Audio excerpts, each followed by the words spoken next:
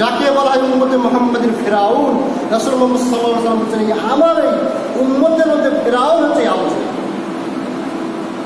সবচাইতে নিকৃষ্ট কাফের, সবচাইতে বড় কাফের, সবচাইতে বেশি মুসলমানদেরকে নির্যাতন যেই ব্যক্তি করেছে সে হচ্ছে আবু জেহেল। প্রথম দিকে যারা ইসলাম গ্রহণ করছেন তাদেরকে নির্মমভাবে হত্যা করছে। সুমাইয়া রাদিয়াল্লাহু আনহা লজ্জাস্থান বরাবর বন্ধন দ্বারা একেবারে হত্যা করে শেষ করে দিয়েছেন। তারপরেও এরকমভাবে আম্মার, ইয়াসির, একই পরিবারের সমস্ত ব্যক্তিকে এই হচ্ছে ফিরাউন নামক আবু জেহেল হত্যা করেছিল। এমনকি শুধু হত্যাই করেনি, হত্যা করার জন্য এমন এমন বাক্য উল্লেখ করেছিল যার কারণে, যার নামটা ছিল আবুল হাকাম, জ্ঞানীর পিতা। সুমাইয়া রাদিয়াল্লাহু আনহাকে হত্যা করার মাধ্যমে সে জ্ঞানীর পিতা থেকে মূর্খের পিতাতে পরিণত হয়। রাসূলুল্লাহ সাল্লাল্লাহু আলাইহি ওয়াসাল্লাম বলেন, আমি মনে করি আমি জ্ঞানীর পিতা নয়, উনি হচ্ছেন আবু জেহেল, হচ্ছে মূর্খের পিতা। স্বামীকে হত্যা করতেছেন, বলতেছেন তোমার স্বামীকে হত্যা করা হবে। সুমাইয়া রাদিয়াল্লাহু আনহাকে উলঙ্গ অবস্থায় হত্যা করতেছেন, বলতেছেন তোমার স্বামীকে হত্যা করবো যদি তুমি ইসলামকে ফিরে যদি না আসো। স্বামীকে হত্যা করতেছেন, তখন তিনি বলছেন না আমি মুহাম্মদ সাল্লাল্লাহু আলাইহি ওয়াসাল্লামের দ্বীন হতে ফিরে আসবো না। তখন এমন কিছু বাক্য উল্লেখ করে বলছিল, মুহাম্মদ সাল্লাল্লাহু আলাইহি ওয়াসাল্লামের দ্বীন হতে ফিরে আসবে না মানে তুমি মুহাম্মদকে বিবাহ করবে, হচ্ছে যুবক। কত খারাপ খারাপ বাক্য উল্লেখ করছিল। বৃদ্ধ, উনি বৃদ্ধ হয়ে গেছেন, যাকে হত্যা করলে কি হবে, তুমি স্বামী হারা হয়ে যাবে, আর মুহাম্মদ সাল্লাল্লাহু আলাইহি ওয়াসাল্লাম তোমাকে বিয়ে করবে, আর নতুন যুবক একটা বড় পাবে ইত্যাদি। এমন কিছু বাক্য তিনি উল্লেখ করেছিলেন। এমনই ফিরাউন ছিল, এমনই কাফের ছিল, এমন এক খারাপ নিকৃষ্ট ব্যক্তি ছিল এই উম্মতে মুহাম্মাদের। যার রাসূলুল্লাহ সাল্লাল্লাহু আলাইহি ওয়াসাল্লাম বলেছেন তিনি ছিলেন উম্মতে মুহাম্মাদের ফিরাউন। যদি ফিরাউনকে যদি দেখতে হয় সেখানে আবু জেহেল যে ফিরাউন হচ্ছে এক নম্বর ফেলেন। ফিরাউনের যেরকম কাফের ছিল, মুশরিক ছিল, বেঈমান ছিল, অত্যাচার ছিল, ঠিক অনুরূপ বৈশিষ্ট্য ছিল আবু জেহেল। আবু জেহেলের একটা সন্তান ছিল যার নাম ছিল ইকরিমা। ইকরিমা বা ইকরিমা রাদিয়াল্লাহু তাআলা আনহু। আবু জেহেল নিজে কাফের হওয়ার কারণে, বাপ কাফের হওয়ার কারণে তার পুরো জীবনটা ব্যয় করছে ইসলামের বিরুদ্ধে, যার কারণে বাপের আদর্শে সে আদর্শিত। বাপকে দেখেছে সে ইসলাম সহ্য করতে পারে না, পাশাপাশি সেখান থেকে সে ইসলামটাকে সহ্য করতে পারে না। ইকরিমা ইসলামটাকে সহ্য করতে পারেন না এবং জীবনের সর্বোচ্চ তিনি ব্যয় করেছেন ইসলামের বিরোধিতা করেছেন। সর্বোচ্চ জীবনে সময়টা ব্যয় করেছেন, বাপও ব্যয় করেছেন, সন্তানও ব্যয় করেছেন। কারণ বাপ যদি বেনামাজি হয় সন্তান বেনামাজি হবে, এটা স্বাভাবিক। বাপ যদি নেশাগ্র হয় সন্তান নেশাগ্র হবে, এটা স্বাভাবিক। বাপ যদি সালাত আদায়কারী হয় সন্তান সালাত আদায়কারী হবে, এটা স্বাভাবিক। ছোট থেকে সে তার বাপটাকে ফলো করে। ইকরামা ইবনে আবু জেহেল ছোট থেকে দেখতেছেন ইসলাম বিদ্বেষী তার পিতা, ইসলামকে সহ্য করতে পারে না, সেইভাবে তার ঘরে যে লালিত পালিত হয়েছে তিনি ইসলামটাকে সহ্য করতে পারেন না। বদরের প্রান্তে আবু জেহেল যখন নিহত হলেন, ইকরামাও ছিলেন। তার সন্তান দেখতেছেন, তার চোখের সামনে তার বাপকে টুকরো টুকরো করে বেড়ানো হচ্ছে। তার বাপের চিৎকার তার কানে ভেসে আসতেছে, তার বাপ চিৎকার করতেছে, কান্নাকাটি করতেছে। নিজের সন্তান সহ্য করতে পারতেছে না, কিন্তু অবস্থা পরিস্থিতি এতটাই ভয়ানক, নিজের বাপকে ফেলে সে পালাতে বাধ্য হয়েছিল। ইকরামা বাপের প্রতিশোধ নেওয়ার জন্য সবসময় সদা ব্যস্ত থাকতেন। ইকরামা সবসময় সদা ব্যস্ত থাকতেন, যেইভাবে হত্যার প্রতিশোধ আমাকে নিতেই হবে, মুহাম্মদ সাল্লাল্লাহু আলাইহি ওয়াসাল্লামকে হত্যা করতেই হবে, যে কোনো মূল্য, যে কোনো পদ্ধতিতে, যে কোনো পন্থায়। কেননা তারা ছিল নেতৃত্ব স্থানীয় ব্যক্তি, পাশাপাশি তারা ছিল ধনী ব্যক্তি, ধনবান ব্যক্তি, এবং মানুষ তাদেরকে মূল্যায়ন করত। সেই রকম অবস্থাশালী, সেই রকম ধনবান ব্যক্তি ছিল ইকরামা। যখন দেখতেছেন বদরের প্রান্তে নিজের চোখের সামনে তার বাপকে টুকরো টুকরো করে ফেলা দেওয়া হচ্ছে, মুআয এবং মাওয়াজ ছোট ছোট শিশু বাচ্চাদের সামনে, বালক বাচ্চারা তার বাপকে হত্যা করছে, অঙ্গ প্রত্যঙ্গ কেটে ফেলে দিচ্ছেন। এটা দেখে পিতার লাশটাকে দেখে তার সহ্য হচ্ছে না, তিনি জ্বলে উঠতেছেন, আগুনের মতো জ্বলে উঠতেছেন। কোনো করেই লাভ নেই, পরিস্থিতি তাকে বাধ্য করছিল। বদরের প্রান্ত থেকে তিনি পালিয়ে এসেছিলেন, নিজের পিতাকে রক্তাক্ত অবস্থায় রেখে তিনি পালিয়ে এসেছিলেন। আসার পরে তিনি ওয়াদাবদ্ধ হয়েছিলেন যে আমি এর প্রতিশোধ নিবই নিব, যে কোনো মূল্যে এর প্রতিশোধ নেব। আবু জেহেল তিনি যখন নেতা ছিলেন, যখন তিনি বদরের প্রান্তে ইন্তেকাল করে যখন মারা গেলেন, নেতৃত্বস্থানীয় কাফেরদের নেতৃত্বস্থানীয় যিনি পেলেন তিনি আবু সুফিয়ান। তিনি যখন পেলেন তখন আবু সুফিয়ানকে সর্ব অবস্থায় বারবার বিভিন্ন পদ্ধতিতে ইকরিমা বলতেন যে মুহাম্মদ সাল্লাল্লাহু আলাইহি সাল্লামকে নিয়ে আসো এবং তাকে হত্যা করো, যে কোনো মূল্যে তাদের প্রতিশোধ নিতেই হবে। সে আমার বাপকে হত্যা করছে, তার সঙ্গী সাথে আমার বাপকে হত্যা করছে, ওর চাচাদেরকে হত্যা করছে, এবং বিভিন্ন ব্যক্তিদেরকে আমাদের রক্তের সম্পর্ক যারা ব্যক্তি করছেন তাদেরকে বদরের প্রান্তরে হত্যা করছে। সুতরাং তাদেরকে আমরা হত্যা না করা পর্যন্ত আমরা শান্তিতে থাকতে পারি না। এই তোমার বলতে বলতে বলতে উহুদের দামামা যখন বেজে উঠলো, উহুদের প্রান্তরে, এই যে উহুদের প্রান্তরে প্রথম দিকে মুসলমান বিজয় লাভ করতেছিলেন এবং গনিমতের মাল তারা কুড়াতে লাগলেন। বিজয় লাভ করে গনিমতের মাল কুড়াতে লাগলেন। এমন মুহূর্তে খালিদ বিন ওয়ালিদ রাদিয়াল্লাহু তাআলা আনহু, তিনি ওই সময় সাহাবী ছিলেন না, তিনি ওই সময় ইসলাম গ্রহণ করেননি, তিনিও একেবারে আতঙ্ক ছিলেন মুসলমানদের জন্য। পাশাপাশি ইকরিমা বিন আবু জেহেল তিনিও ছিলেন মুসলমানদের জন্য আতঙ্ককারী। সেই রকম মানে ক্ষমতাধর ছিলেন ও শক্তিশালী ছিলেন। যুদ্ধের দিক হতে সেই তো প্রখরভাবে তারা যুদ্ধ করতেন। খালিদ বিন ওয়ালিদ এবং ইকরিমা দুইজন তারা বন্ধু ছিল। তারা এমনভাবে আঘাত করলেন, উহুদের যুদ্ধে পরাজয় বরণ করে নিলেন। উহুদের যুদ্ধে রাসূল মুহাম্মদ সাল্লাল্লাহু আলাইহি ওয়াসাল্লাম দান উপর শহীদ করে ফেলে দিলেন, মাথা রক্তাক্ত করে ফেলে দিলেন, অসংখ্য সাহাবায়ে কেরামকে নিহত করে ফেলে দিলেন। কারা? এই যে আপনার ইকরিমা, এর নেতৃত্বে খালিদ বিন ওয়ালিদের পরবর্তীতে আক্রমণের কারণে এই উহুদের যুদ্ধে তারা জয়লাভ করতে পারলো না। সেখান থেকে দাঁত ভেঙে মাথা ভেঙে তারা ফিরে বাধ্য হলেন এবং অসংখ্য সাহাবায়ে কেরামকে সেদিন হত্যা করা হলো। তারা এসে বললেন যে আমরা বাবার হত্যার প্রতিশোধ নিয়েছি, কিছুটা হলে প্রতিশোধ নিতে পেরেছি। আবু সুফিয়ান বলছেন আমরা ওই বদলা নিলাম, বদরের বদলা উহুদের ময়দানে নিলাম। এই হচ্ছে ইকরিমা, অত্যন্ত কঠিন এবং প্রখর শক্তিশালী এবং যুদ্ধের দিক হতে প্রখর শক্তিশালী সেনাবাহিনী বা শক্তিশালী যুবক ছিল ইকরিমা, যার সর্ব অবস্থায় সর্বদা রাসূলের ইসলামের শত্রু ছিল এবং ইসলামের বিরোধিতা করতেন। এই ইকরিমা সর্ব অবস্থায় এমন কোনো পন্থাই নেই যেই পন্থায় ইকরিমার হাত ছিল। সর্ব অবস্থায় ইসলাম শত্রুতা করত ইকরিমা। একটাই কারণ, তার বাপকে হত্যা করা হয়েছে। তার বাপ কিন্তু ভালোবাসতেন। বাপ যদি খারাপ হয় সন্তানের প্রতি বাপের ভালোবাসা থাকে না? থাকে। বাপ যদি খারাপ হয় সন্তানের প্রতি বাপের ভালোবাসা, বাপের প্রতি সন্তানের ভালোবাসা এটা থাকে। তার বাপ খারাপ, তার দৃষ্টিকোণে তার বাপ ভালো। তাকে যখন হত্যা করেছিল, হত্যার প্রতিশোধ চন্দ্র সদা সর্বদা জ্বলে থাকতেন ইসলামের উপর। কিভাবে ইসলামকে ধ্বংস করা যায়, কিভাবে মুহাম্মদ সাল্লাল্লাহু আলাইহি ওয়াসাল্লামকে হত্যা করা যায়, কিভাবে তার অনুসারে তাদেরকে ধ্বংস করা যায়, নিঃশেষ করে দেওয়া যায়। ইসলাম নামক এই বস্তুটাকে কীভাবে নিঃশেষ করে দেওয়া যায়, কোরআনকে কীভাবে ধ্বংস করে দেওয়া যায়, এই চিন্তা চেতনায় থাকতেন।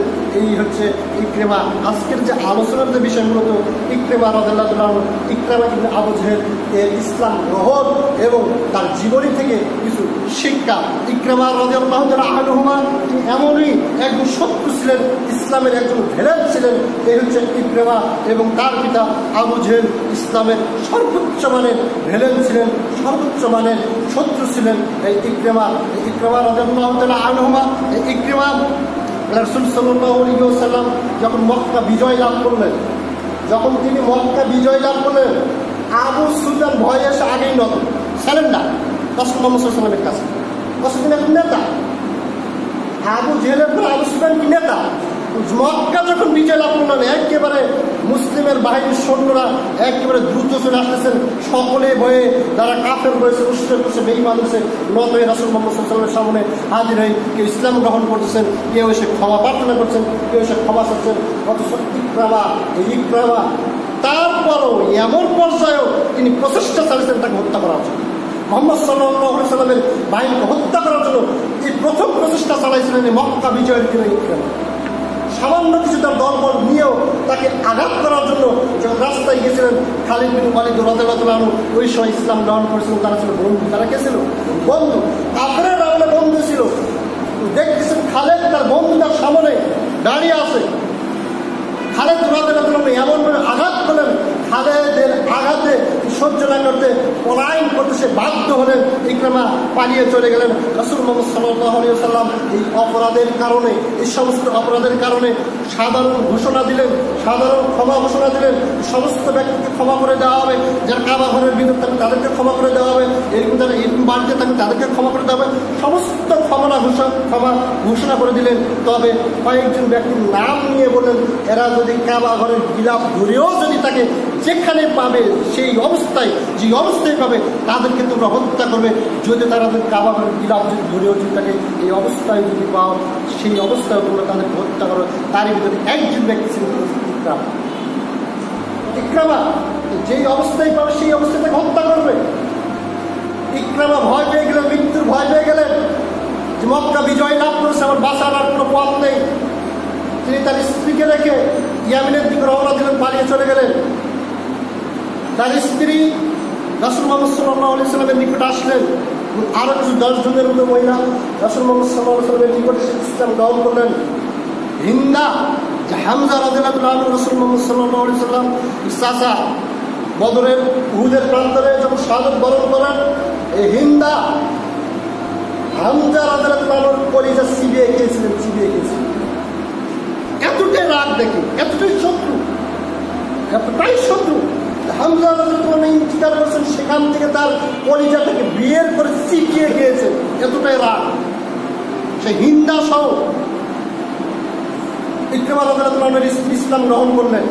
ইসলাম গ্রহণ করার পরে বললেন, হে রাসূল মুহাম্মদ সাল্লাল্লাহু আলাইহি ওয়াসাল্লাম, আপনি যে ঘোষণা দিয়েছেন আমার স্বামী ইকরিমা যেখানে যেই অবস্থায় পাবে সেখানে সেই অবস্থায় হত্যা করবেন। হে রাসূল মুহাম্মদ সাল্লাল্লাহু আলাইহি ওয়াসাল্লাম, তুমি এই আদেশটা তুলে নাও। আল্লাহ, তুমি এই আদেশটা তুলে নাও। রাসূল মুহাম্মদ সাল্লাল্লাহু আলাইহি ওয়াসাল্লামকে তার স্ত্রী এটা যখন বললেন, যেহেতু ইসলাম গ্রহণ করেছেন, ইসলাম গ্রহণ করার কারণে সে মুশরিক আছে, সে মুসলমানদের অন্তর্ভুক্ত হয়ে গেলেন। কিন্তু তিনি একটা আবদার করলেন, হে আল্লাহর নবী মুহাম্মদ সাল্লাল্লাহু আলাইহি ওয়াসাল্লাম, আপনি যদি ইকরামাকে নিরাপত্তা দেন তাহলে আল্লাহ রাব্বুল আলামিন আপনাকে নিরাপত্তা দিবেন। আপনি যদি তাকে যদি মুক্তি দেন আল্লাহ রাব্বুল আলামিন আপনাকে মুক্তি দিবেন। হে আল্লাহ সাল্লাল্লাহু আলাইহি ওয়াসাল্লাম, আপনি তাকে মুক্তি দেন।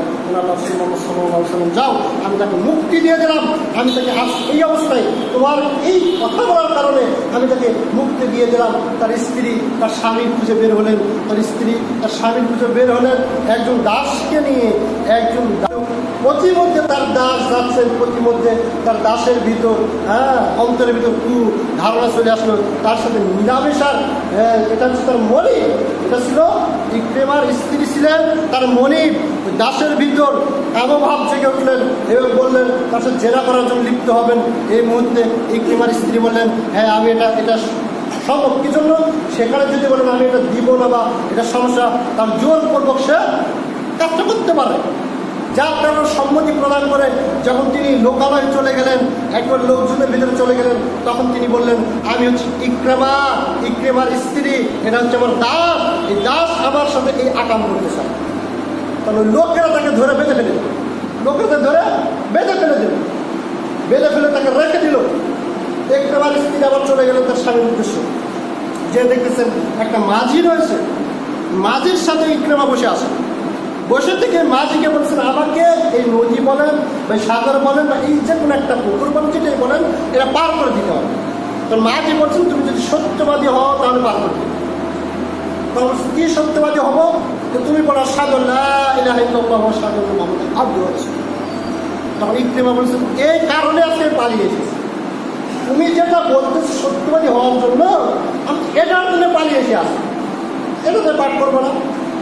ইতিমধ্যে দেখতেছেন তার স্ত্রীকে খুব ভালোবাসতেন এবং স্ত্রীও তার স্বামীকে খুব ভালোবাসতেন।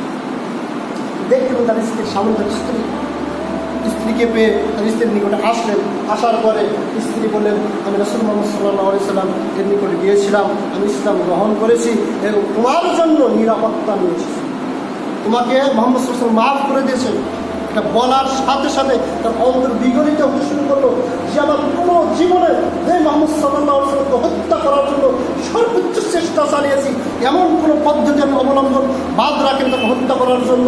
সবথেকে বড় সত্য শত্রু হচ্ছে আমি, মুহাম্মদ সাল্লাল্লাহু আলাইহি ওয়াসাল্লাম সবচেয়ে এখন বড় শত্রু হচ্ছে আমি। অথচ এমন শত্রু হওয়ার পরেও, এত শত্রুতা করার পরেও তিনি আমাকে এত দ্রুত ইভে মাফ করে দিলেন। তার ভিতরে দাগ কাটতে শুরু হলো। তখন তিনি বারবার বলছেন, সত্যি বলতেছ যে আমি নিজে গিয়ে তোমার জন্য নিরাপত্তা নিয়ে এসেছি। স্ত্রী বলেছি, রওনা দিল, চলো মুহাম্মদ সাল্লাল্লাহু আলাইহি ওয়াসাল্লামের কাছে, মুহাম্মদের কাছে চলো। কিন্তু সে এখন কি নিরাপদ, তাকে আর কেউ হত্যা করতে পারবে না। মুহাম্মদ সাল্লাল্লাহু আলাইহি ওয়াসাল্লামের নিকট যাওয়ার জন্য প্রস্তুত হলেন, যাচ্ছেন। প্রতিমধ্যে রাত নেমে আসলো, একজনের বাড়িতে তারা প্রবেশ করলেন, বাড়িতে উঠলেন। ওঠার পর স্বামী স্ত্রী বহুদিন পর একত্র হলেন, যেটা ঘটে সেটা ঘটানোর জন্য তিনি বললেন, আমি এই কাজ করতে চাচ্ছি। তার স্ত্রী বললেন, কখনোই সম্ভব নয়, আমি মুসলিম আর তুমি মুশরিক, তোমাকে স্পর্শ করতে পারবো না, তোমার গায়ে স্পর্শ করতে পারবো না, হাত ধরতে পারবো না, কোনো কিচ্ছুই করতে পারবো না যতক্ষণ না তুমি মুসলিম না হবে। তার ভিতরে আবার দাগ কাটতে শুরু করলো। 30 বছর 40 বছর যার সাথে সংসার করেছি, যখন যে অবস্থায় চেয়েছি সেই অবস্থায় পেয়েছি। আর আজ এমন কি একটা বাক্য উল্লেখ করলো যে বাক্যের কারণে আমি তার গায়ে হাত দিতে পারছি না। এরকম দিনদার নিয়ে তো আসে। দিনী ভাই, দিনী মুসলিম, এখান থেকে কি শিক্ষা দিব আপনাকে? একজন স্ত্রী তার স্বামীকে দিনের পথে নিয়ে আসতেছে, আর আপনার দাড়ি চাচার মূলে হচ্ছে আপনার স্ত্রী। আপনাকে যদি বলে দাড়ি কেন চাচ্ছেন, স্ত্রী পছন্দ করেন, দিনদার যদি স্ত্রী হতে একজন ব্যক্তি দাড়ি চাচ্ছে না, তিনি বলতে আমার সাথে মিলামেশা করবে, মানে আমার সাথে মিলামেশা করার পূর্বে হচ্ছে আপনি ইসলাম গ্রহণ করতে হবে, ইসলাম মানতে হবে, মুহাম্মদ সাল্লাল্লাহু আলাইহি ওয়াসাল্লামকে মানতে হবে, তারপরে আমার গায়ে হাত দিতে হবে। আজকে আমাদের স্ত্রীর অবস্থা কি? একেবারে ব্যতিক্রম। আবু জেহেলের বেটার বয়ের চাইতে নিকৃষ্ট আমাদের বই। আবু জেহেলের বেটার বলছে তো নিকৃষ্ট আমাদের বইরা। কি নিরুপায়, কোনো উপায় নেই। সেটা তার দাগ কাটে, থেকে গেল, আবেগটা থেকে গেল, কিছুই করতে পারল না। তিনি রওনা দিলেন। রাসূল মুহাম্মদ সাল্লাল্লাহু আলাইহি ওয়াসাল্লাম সাহাবীদেরকে নিয়ে বসে আছেন। আবু জেহেল তিনি মুমিন না কাফের? কাফের। আপনার তো অনেক শত্রু রয়েছে, শত্রুকে তো দেখতে পারেন না, শত্রুর বেটাকেও দেখতে পারেন না, ওর গোটা বংশের যদি কেউ তাকে দেখতে পারেন না। কিন্তু আমরা মুসলমান, আর মুসলমানের বৈশিষ্ট্য এইরকম হওয়া উচিত নাকি? কারণ বসে একটা অন্যায় হয়ে গেছে, তাকে তো সহ্য করতে পারেন না, তার বেটাকে সহ্য করতে পারেন, তার বেটাকে তো দূরে তার পুরো বংশকে সহ্য করতে পারেন। তখন আমরা মুসলিম, রাষ্ট্রের বৈশিষ্ট্য মানে এইরকমই ছিল। এইরকম যদি না হয়, রাসূল মুহাম্মদ সাল্লাল্লাহু আলাইহি ওয়াসাল্লাম সাহাবীদেরকে লক্ষ্য করে বলেন, এই শোনো, আবু জেহেলের সন্তান আসতেছে, ইকরিমা, ইসলামের সাহায্য আসতেছে, তোমরা কখনো তার বাপকে গালি দিবে না, কখনো তার বাপকে গালি দিবে না, আবু জেহেলকে গালি দিবে না। তার বাপ মারা গিয়েছে, যদি গালি দাও তাহলে তার বাপ শুনতে পাবে না। জীবিত ব্যক্তি যারা দুনিয়াতে থাকবে তাদের অন্তরে কষ্ট হবে, ডাক্তার। আপনার সাথে একজনের চলাফেরা হয়েছে, খারাপ আচরণ হয়েছে, কিন্তু মারা গেছে, তার বেটাকে বলছেন তোর বাপ এতই খারাপ ছিল, অমুক অমুক ইত্যাদি, বলা যাবে না। রাসূল বলছেন মৃত ব্যক্তির কাছে তো পুষছে না, তো তার বেটার কাছে গেল যে এখন তার বেটা কষ্ট হবে। আবু জেহেল তিনি মারা গিয়েছেন, তাকে নিয়ে কোনো খারাপ মন্তব্য করবেন না। সাহাবীগণদেরকে রাসূল নিষেধ করলেন, কোনো প্রকার খারাপ মন্তব্য করা যাবে না, কোনো প্রকার কিচ্ছু করা যাবে না, কিছুই বলবেন। কি জন্য? আবু জেহেল কানে পুষবে না, কিন্তু তার বেটার হচ্ছে, তার বেটার ভিতরে দাগ কাটবে, তার বেটা কষ্ট পাবে, অত্যন্ত মর্মাহিত হয়ে যাবে। যে রাসূল মুহাম্মদ সাল্লাল্লাহু আলাইহি ওয়াসাল্লাম নিষেধ করলেন, সাহাবায়ে কেরাম চুপ থাকলেন। তিনি চলে আসলেন, আসার পরে রাসূল মুহাম্মদ সাল্লাল্লাহু আলাইহি ওয়াসাল্লাম বললেন, আপনি কিসের দাওয়াত দেন? তিনি বলছেন, এটাই দাওয়াত দিই, লা ইলাহা ইল্লাল্লাহ, আল্লাহ ব্যতীত অন্য কোনো সত্য ইলাহ নেই, মুহাম্মদ সাল্লাল্লাহু আলাইহি ওয়াসাল্লাম, আমি মুহাম্মদ সাল্লাল্লাহু আলাইহি ওয়াসাল্লাম আল্লাহর বান্দা এবং রাসূল। এরকম যখন তিনি কিছু উপদেশমূলক এবং ইসলামের মূল যে বিষয়গুলো রয়েছে এগুলো যখন তার সামনে তুলে ধরলেন, তিনি সেটাকে সেটা সত্যতা প্রকাশ করে তিনি ইসলাম গ্রহণ করলেন।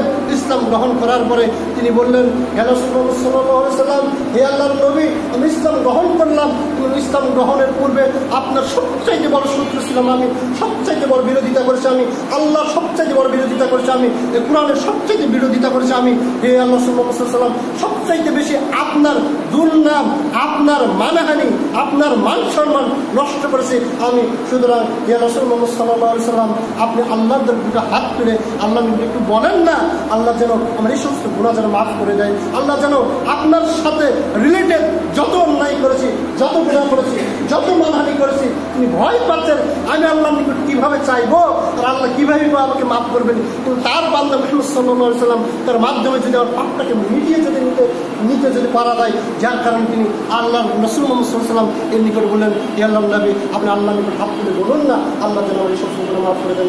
রাসূল মুহাম্মদ সাল্লাল্লাহু আলাইহি ওয়াসাল্লাম হাত তুলে বললেন, হে আল্লাহ, হে আমার রব, হে আমার রব, এই যে ইকরামা আমার ইসলামের পূর্বে যতরকম আমার বদনাম করেছে, যতরকম আমার বিরুদ্ধে কুসংস্কার আনিয়েছে, সব ধরনের অন্যায়, সব ধরনের অন্যায় আল্লাহ তুমি মাফ করে দাও। হে আল্লাহ, তোমার এই নূরটাকে নিভানোর জন্য, কোরআনটাকে নিভানোর জন্য যতরকম প্রচেষ্টা চালিয়েছে, যতরকম শক্তি ব্যবহার করছে, আল্লাহ সমস্ত গুনাহ আল্লাহ রাব্বুল আলামিন, সমস্ত অপরাধ আল্লাহ রাব্বুল আলামিন মাফ করে দাও।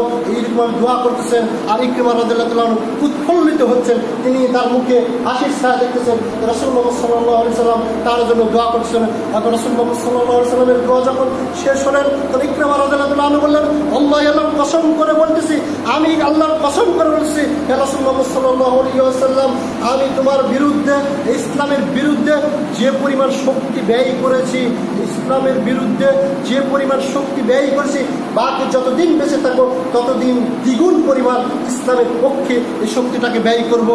হে রাসূলুল্লাহ সাল্লাল্লাহু আলাইহি ওয়াসাল্লাম, আপনার শত্রুতা যে পরিমাণ করেছি, আপনার বিরুদ্ধে যে পরিমাণ আপনার কুসংস্কার রটিয়েছি, আপনার বিরুদ্ধে যে পরিমাণ বদনাম করেছি, বাকি যতদিন বেঁচে থাকবো তার দ্বিগুণ পরিমাণ আপনার গুণগান করব। যে পরিমাণ এই কোরআনটাকে নিভানোর জন্য, ইসলামটাকে শেষ করে দেওয়ার জন্য, মিটানোর জন্য যে পরিমাণ প্রচেষ্টা চালিয়েছি, তার দ্বিগুণ পরিমাণ প্রচেষ্টা চালাবো এই কোরআনকে উজ্জীবিত রাখার জন্য, কোরআনের ইসলামটাকে বাস্তবায়ন করার জন্য। রাসূল মুহাম্মদ সাল্লাল্লাহু আলাইহি ওয়াসাল্লাম এর নিকট তিনি ওয়াদাবদ্ধ হয়ে গেলেন। ইকরামা রাদিয়াল্লাহু আনহু রাসূল মুহাম্মদ সাল্লাল্লাহু আলাইহি ওয়াসাল্লাম এর নিকটে ওয়াদাবদ্ধ হয়ে এর উপর তিনি অটলই থাকেন। ইকরামা রাদিয়াল্লাহু আনহু যখন তিনি কোরআন তেলাওয়াত করতেন, যখন তিনি কোরআন পড়তেন, আজকে আপনি কোরআন বইয়ে পেয়েছেন, আজকে আপনার বইয়ে পেয়েছেন, তখন বইয়ে ছিল না, বিভিন্ন চামড়ায় লিপিবদ্ধ ছিল, বিভিন্ন হার্ডডিতে লিপিবদ্ধ লেখা ছিল, বিভিন্ন জায়গায় লিপিবদ্ধ ছিল।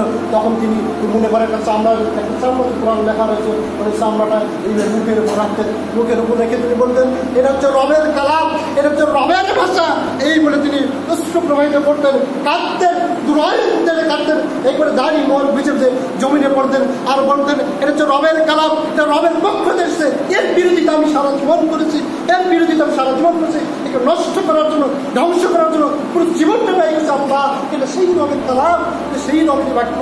এইভাবে তিনি কান্নাকাটি করতেন, পুরো জীবনটা তিনি এইভাবে তিনি কান্নাকাটি করতেন, ব্যয় করতেন। এই ইকরামা রাদিয়াল্লাহু আনহু শেষ বয়সে বলতেছি, শেষের দিকে ইসলাম বিজয়ের পরে, মক্কা বিজয়ের পরে তিনি ইসলাম গ্রহণ করছেন।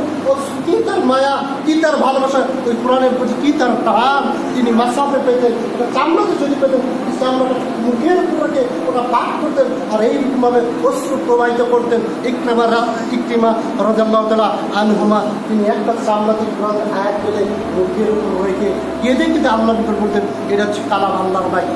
আর আপনার ঘরের ভিতরে কোনোদিন দেখেন না, কোনোদিন দেখেন না, আপনি কত নিকৃষ্ট জাতি, আপনি কোনোদিন দেখেন না। আজকে যদি বলা হয়, ছোট ছোট বাচ্চাদেরকে যদি বলা হয়, যদি 10 জন যে সমস্ত বাচ্চা রয়েছে, ছোট ছোট বাচ্চা রয়েছে, তাদেরকে যদি বলে, বাবা তোমার বাড়িতে পড়ে না, তোমার বাড়িতে পড়ে না, এইরকম একটা গ্রন্থ নিয়ে আসে। একটা স্যার বলতেছে, যে সমস্ত ছাত্র রয়েছে তাদেরকে বলতেছে, যে তোমরা তো পেপার পত্রিকা অনেক কিছুই তো পড়ো, তাহলে আগামীকাল এমন একটা বই নিয়ে আসবে, যেই বই তোমাদের বাড়িতে আছে কেউ পড়ে না, একটু বই না। পরের দিনে ক্লাসে উপস্থিত হলো, দেখতে সমস্ত ব্যক্তি একেবারে সুন্দরভাবে একবারে মুড়ানো, তেনা দিয়ে জড়ানো সমস্ত বই নিয়ে এসে আছে। এসে বলছে, ছোট ছোট বাচ্চারা এসে বলছে, ইয়ে শিক্ষক এই বইটা কি সুন্দর টাকে সুন্দর রাখা আছে, কেউ পড়তে দেখি না, এটাই আমার বাড়ির সেই বই, যেই বই কেউ পড়ে না, এই হচ্ছে সেই বই। 10 জন ছাত্র নিয়ে এসে 10 জন একই বস্তু নিয়ে এসে সেটা হচ্ছে পবিত্র কোরআনুল কারীম। আজকে যদি ধরা হয় আপনার বই বাংলা পড়ে, ইংরেজি পড়ে, সব পড়ে নাকি পবিত্র কোরআনুল কারীম, পেপার পড়েন, পত্রিকা পড়েন, সব কিছু পড়েন নাকি পবিত্র কোরআনুল কারীম। 1 বছর হয়ে গেছে, 2 বছর হয়েছে, ওইটা টাকের উপর রয়েছে, টাকের উপরই পড়ে আসে, হাতও দেন না, হাতে দেন না। তো সাহাবায়ে কেরাম কোরআনের প্রতি কে টান?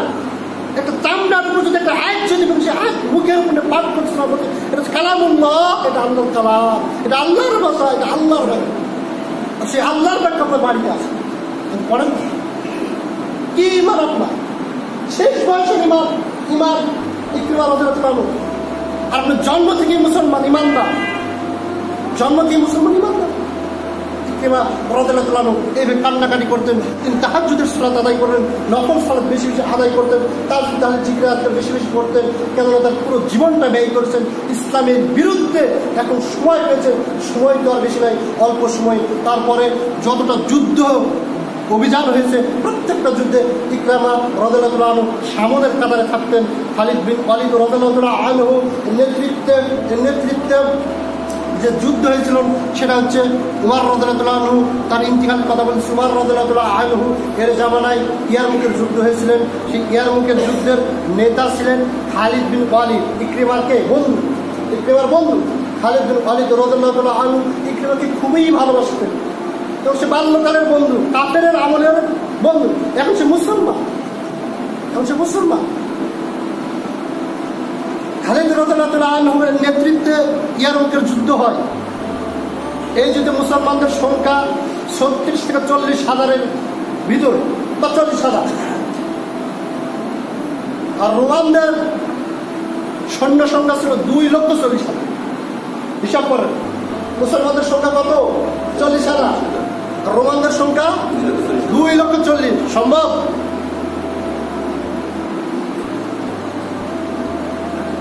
কতটুকু ইমান থাকলে যুদ্ধে উপস্থিত আপনি হবেন? কতটুকু ইমান? 2,40,000 পথে মাত্র 40,000 যুদ্ধ সংগঠিত হয়ে গেল। ইকরিমা রাদিয়াল্লাহু আনহু তিনি এমন প্রখরভাবে যুদ্ধ করতেছেন, এটা এমন একটা যুদ্ধ যেখানে শুধু হাত পাওয়া যায়, কাল্লা পাওয়া যায়, মাথা পাওয়া যায়, মানে একেবারে কচু কাটা যায় বলে না, সেই এরকম যুদ্ধ। 2,40,000 মাত্র 40,000, কি পরিমাণ যুদ্ধ হতে পারে চিন্তা ভাবনা করবে।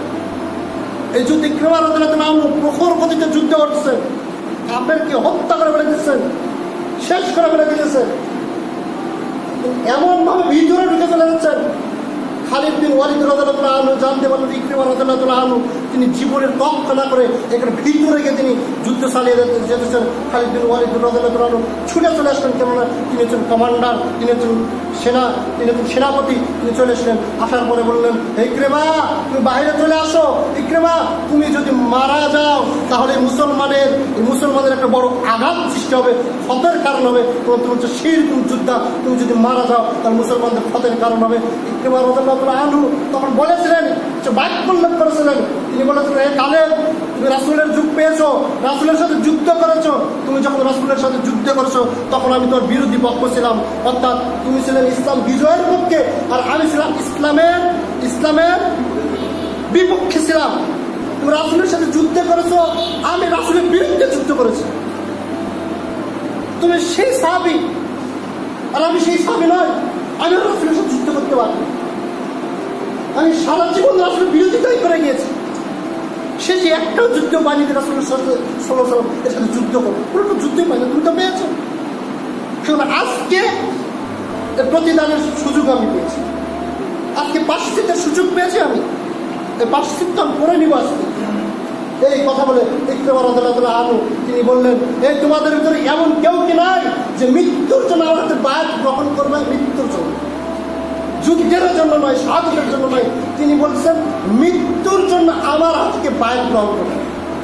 একজন নয়, দুইজন নয়, প্রায় 400 জন সাহাবী তার হাতে বায়াত দিয়ে বলেন আমরা মরার জন্য প্রস্তুত। 400 জন সাহাবী, 2,40,000 এবং আধুনিক অস্ত্র তাদের ভিতর ছিল।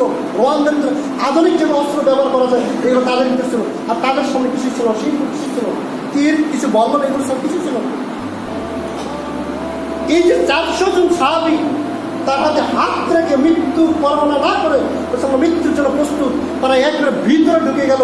একমাত্র শুধুমাত্র আল্লাহর পরে এদের মাধ্যমেই ওই 2,40,000-কে একবারে টুকরা টুকরা করে মাত্র 20,000-এর মতো প্রায় সৈন্য তারা জীবিত ছিল, সমস্ত ব্যক্তিদের এরাই হত্যা করে।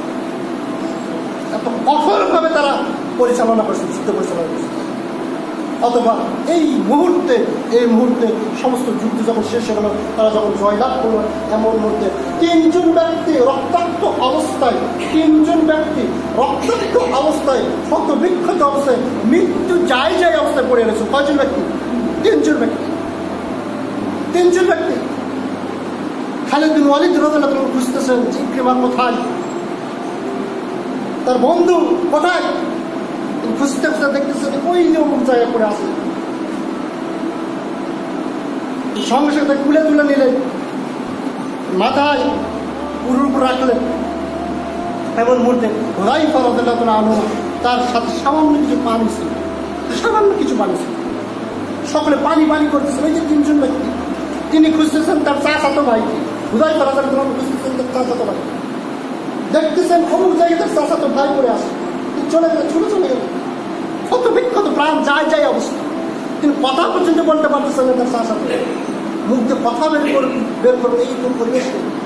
তিনি বললেন, হুযায়ফা রাদিয়াল্লাহু আনহু বললেন, তুমি পানি খাবে? ইশারা দ্বারা বললেন খাবো, ইশারা দ্বারা বোঝালেন আমি পানি খাবো। হুযায়ফা রাদিয়াল্লাহু আনহু তার পানি ঢেলে দিলেন। এমন মুহূর্তে পাশে থেকে একবার পানি বলে চিৎকার করতেছে। আয়েশা রাদিয়াল্লাহু আনহা পাশে থেকে ব্যক্তি তিনি চিৎকার করছেন। তার নিজের চাচাতো ভাই মৃত্যু রোগে আক্রান্ত, একেবারে জীবন যায় অবস্থা, কথা পর্যন্ত বলতে পারছে না। মনে হচ্ছে 1 ফোঁটা পানি খেয়ে সে বেঁচে যাবে। এমন মুহূর্তে পাশে থেকে এক ব্যক্তি বলছে পানি। তখন তিনি তার ওই চাচাতো ভাইকে বলছে, তুমি আগে তাকে পানি খাওয়াই নিয়ে আর তার কাছে যাও, তাকে পানি খাওয়াবো, পরে যদি পানি বাঁচে তাহলে আপনি খাও। ইশারা দ্বারা বোঝাবেন, কথা বলতে পারবেন। কিন্তু তার কাছে গেলেন, তার কাছে যাওয়ার পরে তাকেও পানি দিবেন, মুখ বরাবর পানি নিয়ে চলে এসেছেন দিবেন। এমন মুহূর্তে ওই যে ইকরিমা রাদিয়াল্লাহু আনহু তিনি বলছেন পানি তিনি দেখতেছেন খালিদ বিন ওয়ালিদ রাদিয়াল্লাহু আনহু এর কুলে রয়েছেন। তখন তিনি বলছেন আগে তার কাছে যাও, সে হচ্ছে তার বন্ধু লোক এবং ইসলামের একজন বড় সৈনিক হচ্ছে ইকরিমা। তিনি যদি জীবিত থাকতে পারেন, তিনি যদি পানিকে যদি বাঁচতে পারেন।